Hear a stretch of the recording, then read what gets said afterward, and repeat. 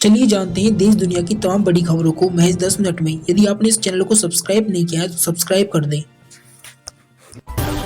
वहीं देखिए यूपी में 3 दिनों तक भयंकर ठंड पड़ने वाली है। आज 45 जिलों में कोहरा कुछ दिखा नहीं दे रहा, बारिश जैसे गिर रही ओस। दरअसल यूपी में शीतलहर और कोहरे का कहर जारी है। आगरा, गोरखपुर, कानपुर समेत 45 जिलों में घने कोहरे की चपेट में 48 जिलों में बिजली बिटी शून्य देखने को मिल रही है। सड़कों पर सन्नाटा पसरा हुआ है। ओस की बूंदें बारिश जैसे पड़ रही हैं। गोरखपुर बलिया में सुबह सुबह फर्रा यानी कि बारिश के रूप में ओस देखने को गिर रही है। वहीं देखिए यूपी की सबसे बड़ी खबर, आंध्र प्रदेश के सीएम चंद्रबाबू नायडू ने रामलला के किए दर्शन। बोले राम राज्य किसी भी सरकार के लिए गेम चेंजर है। दरअसल आंध्र प्रदेश के सीएम चंद्रबाबू नायडू रविवार सुबह 11 बजे अयोध्या एयरपोर्ट पहुंचे। यहां पर प्रभारी पूर्व मंत्री सूर्य प्रताप शाही और जिला अधिकारी नीलम टीकाराम फुंडे ने उन अधिकारियों समेत स्वागत किया इनका। यूपी के कई जिलों में एक अजीबोगरीब मामला देखने को मिल रहा है। दरअसल गोरखपुर में 11वीं के स्टूडेंट सुधीर भारती का मर्डर कर दिया गया है। और क्यों किया गया? सुधीर भारती ने 26 दिसंबर को इंस्टाग्राम पर लिखा था, अपने जीजा के दम पर कूदते हो, घर में घुसकर मारेंगे, दम है तो मुकाबला करो। इसकी वजह से इंस्टाग्राम स्टेटस की लड़ाई इस कदर बढ़ी कि गांव के 4 लड़कों ने ही मिलकर सुधीर को मार डाला। बिहार सरकार ने मुख्यमंत्री महिला रोजगार योजना के तहत 10,000 रुपए की किस्त महिलाओं के बैंक खातों में ट्रांसफर कर दी है। हालांकि सवाल ये पूछा जा रहा है कि आने वाले समय में क्या 10,000 दोबारा मिलेंगे?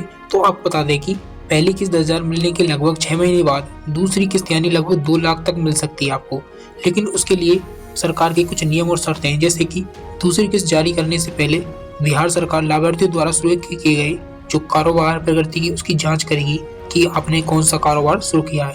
यदि लाभार्थी ने उस राशि का उपयोग स्वरोजगार के लिए किया है तभी वह अगली किस्त के लिए पात्र होगी। यानी यदि आपका कोई घरेलू रोजगार आपने खोला है तभी आपको 2 लाख रुपए में दूसरी राशि मिलेगी, अन्यथा आपको नहीं मिल सकती।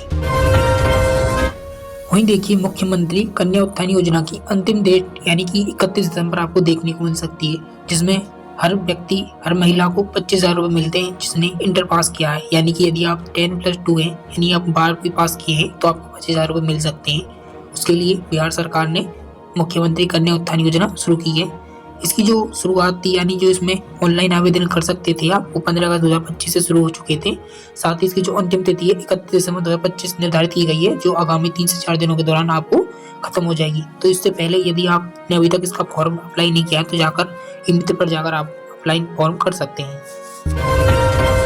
लेकिन इसके साथ ही आपको कुछ शर्तों का पालन करना होगा या ई-मित्र लाभार्थी के रूप में आपसे कुछ डॉक्यूमेंट्स मांगे जा सकते हैं, जैसे कि छात्रा जो है वो बिहार की स्थायी निवासी होनी चाहिए, आवेदन का समय अविवाहित होना चाहिए यानी कि अनमैरिड होनी चाहिए। उसके साथ ही 12वीं की मार्कशीट और रजिस्ट्रेशन नंबर आपका पास होना चाहिए, आधार कार्ड होना चाहिए, बैंक खाता विवरण संख्या आपको देखने मिलेगी। साथ ही निवास प्रमाण पत्र और मोबाइल नंबर के जितने भी के पेरेंट्स से जुड़े रिलेटेड जो भी डॉक्यूमेंट्स वगैरह हैं वो आपको दिखाने होंगे, तभी आप इस योजना की लाभार्थी हो सकते हैं। वहीं देखिए राष्ट्रपति द्रौपदी मुर्मू ने पनडुब्बी आईएनएस बागवीर में यात्रा की। ऐसा करने वाले दूसरे प्रेसिडेंट इससे पहले डॉक्टर कलाम सबमरीन में बैठे थे। दरअसल राष्ट्रपति द्रौपदी मुर्मू ने रविवार को कर्नाटक के कारवार नेवल बेस पर पनडुब्बी में यात्रा की थी। राष्ट्रपति द्रौपदी मुर्मू की कलवरी क्लास सबमरीन में यह पहली और किसी राष्ट्रपति के द्वारा यात्रा की गई दूसरी थी। यानी कि इससे पहले डॉक्टर एपीजे अब्दुल कलाम पहले राष्ट्रपति थे जिन्होंने सबमरीन की यात्रा की थी। कलाम ने फरवरी 2006 में इस पनडुब्बी की यात्रा की थी। वहीं देखिए मन की बात है पीएम मोदी ने 2025 में हुई जो उपलब्धियां हैं, कहा कि ऑपरेशन सिंदूर ने देश का गर्व बना है। अब हमें उम्मीद है कि आगे आने वाले देश के भविष्य के लिए और तैयार मजबूत हो सकता है देश।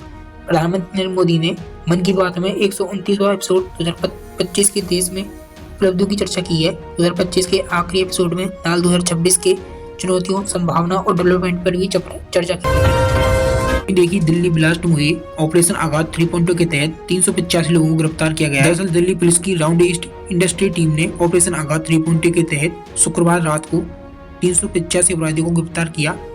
हेमंत तिवारी के मुताबिक इस अभियान में एक्साइज एक्ट, एनडीपीसी एक्ट के जुआ अधिनियम के अंतर्गत कार्रवाई की गई है। वहीं देखिए यूपी के 68 जिलों में घना कोहरा देखने को मिला है। चंडीगढ़ में विजिबिलिटी 0 को देखने को मिल रही है, यानी कि हिमालय से लगातार हो रही बर्फबारी के कारण मैदानी इलाकों में ठंड बढ़ गई है। यूपी के 48 जिलों में घना कोहरा छाया देखने को मिला था। इसके चलते 10 मीटर तक देखना भी मुश्किल पड़ेगा। वहीं मध्य प्रदेश के 31 शहरों में तापमान 5 डिग्री से 8 डिग्री के बीच चला गया। मौसम विभाग के मुताबिक शनिवार को यूपी के 68 जिलों में शीतलहर का अलर्ट जारी किया है। इस दौरान कोहरा इतना घना हुआ कि शून्य तक पहुंच सकती है आपकी ठंड। नीतीश को लेकर डिप्टी सीएम की भाषा सुधरवाइए, ये कहना है विजय सिन्हा का। दरअसल डिप्टी सीएम विजय सिन्हा की जनता दरबार को लेकर बिहार राजस्व सेवा संघ ने मुख्यमंत्री को लेटर लिखकर शिकायत की है। लेटर जारी करके संघ ने कहा है कि जनता दरबार के नाम पर डिप्टी सीएम अफसरों पर अपमानित कर रहे हैं, खड़े खड़े सस्पेंड कर दूंगा, जज की हड़बड़ी में फैसला सुना कैसे जाता है। डीएम एसपी सुन रहे हो ना, इस तरह की भाषा नहीं चलेगी। वहीं देखिए जेडीयू का दावा, राबड़ी आवास में हथियारों का तहखाना। बिहार चुनाव में हार के बाद हाईकोर्ट बॉम्बे पहुंचा नेता, इलेक्शन कमीशन खिलाफ की शिकायत। दरअसल बिहार में राबड़ी आवास को लेकर सियासत पहले से ही गर्मा गई है। इस बीच जेडीयू प्रवक्ता नीरज कुमार ने इस आवास को लेकर एक नया दावा खड़ा कर दिया है। नीरज कुमार ने सरकारी आवास खाली होने पर सरकार से बंगले की खुदाई की मांग की है। मस्जिद के पास से अतिक्रमण हटाना जरूरी, गिरिराज सिंह ने राजस्थान में हो रही कार्रवाई का किया समर्थन। ममता बनर्जी पर भी बोला हमला। दरअसल बेगूसराय में केंद्रीय मंत्री गिरिराज सिंह ने अतिक्रमण को हटाने को लेकर कार्रवाई को सही बताया है। राजस्थान के जयपुर में मस्जिद के पास अतिक्रमण हटाने को समर्थन किया गया है। उन्होंने कहा कि कार्रवाई के दौरान अल्पसंख्यक समुदाय की ओर से पुलिस पर पथराव किया गया है। वो लोग शक्ति प्रदर्शन कर रहे हैं, लेकिन कार्रवाई नहीं रुकेगी। ऐसा तो नहीं है कि मस्जिद के बगल में अतिक्रमण है तो उसे नहीं हटाया जाएगा।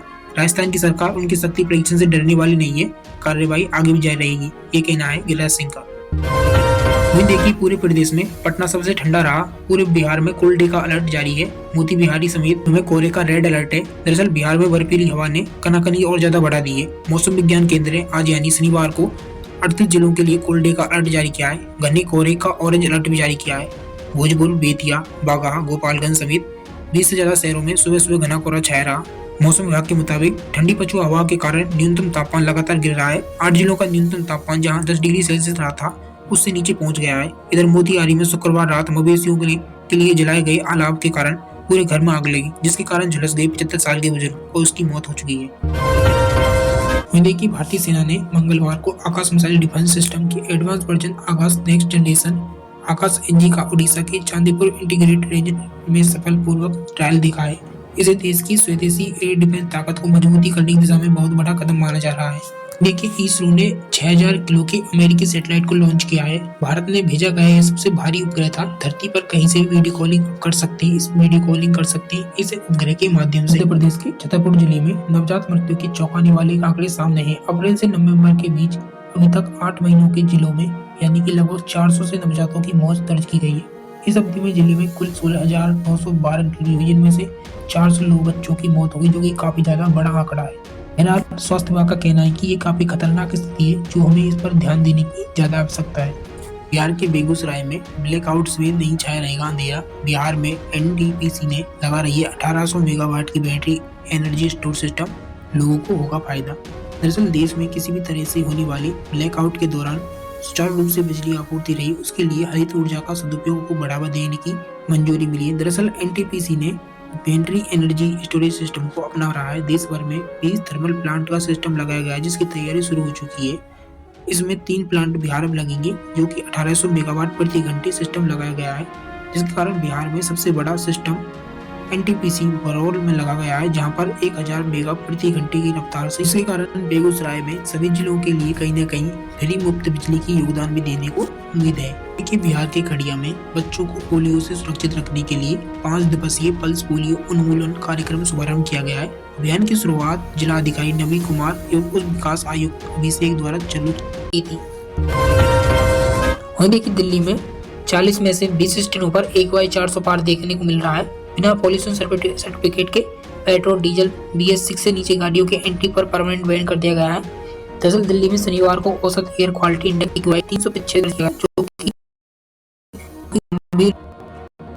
40 में से 1 हवा की गुणवत्ता यहाँ पर 1 से ज्यादा दर्ज किया गया है। बिहार के जोई में सीमेंट से गाड़ी में गई है। 30 मिनट पहले गुजरी थी पूर्वांचल एक्सप्रेस से। पटना हावड़ा रूट में 10 घंटे से प्रभावित थे। 9 ट्रेनें डाइवर्ट, 1 कैंसिल कर दी गई है। दरअसल बिहार के जोई में मालगाड़ी अचानक देर गई। दरअसल आसनसोल से जाया जा रही अपलाइन मालगाड़ी के कुल 15 डिब्बे पटरी से उतर गए। इनमें से 10 डिब्बे रेलवे ब्रिज पर ही पलट गए, जबकि 5 डिब्बे नीचे बलुआ नदी में जा गिरे। बिहार को मार्च 2026 तक मिलेंगे 7 नए STP। अब गंगा में नहीं जाएगा गंदा पानी। 2 नए STP के लिए टेंडर जारी, 5 नई बनने की तैयारी। दरअसल पटना सहित राज्य के प्रमुख शहरों में घरों और इमारतों से निकलने वाला जो गंदा पानी है, ट्रीटमेंट अप्रैल महीने में ही शुरू किया गया है, यानी कि उसे गंगा नदी में छोड़ा गया है। बिहार को अगले साल मार्च 2026 तक नई 7 स्टेप मिलेंगी, जिसके कारण गंगा का पानी शुद्ध होगा। दरअसल बिहार में बीते एक महीने में ही एटीएम लूटों की वारदात ने पुलिस में और बैंकिंग सिस्टम दोनों की सुरक्षा व्यवस्था को सवाल खड़े कर दिए हैं। प्रदेश के 6 जिलों में 7 एसबीआई एटीएम मशीनों को गैस से काटकर चोरों ने कुल 1,54,00,000 रुपए उड़ा लिए हैं, जो कि हैरानी की बात है। कांग्रेस के स्थापना दिवस पर पार्टी नेताओं ने निकाली पदयात्रा। पटना में बीपी वीजी राम के खिलाफ यानी कि जी राम जी के खिलाफ लगाए नारे। 5 जनवरी से मनरेगा बचाओ अभियान शुरू होगा। दरअसल बिहार समेत पूरे देश भर में कांग्रेस अपना स्थापना दिवस मना रही है। स्थापना दिवस पर बिहार कांग्रेस आज सदाकत आश्रम में गांधी मैदान तक जी राम जी के खिलाफ पदयात्रा निकाली है, जिसके कारण काफी विरोध प्रदर्शन देखने को मिला।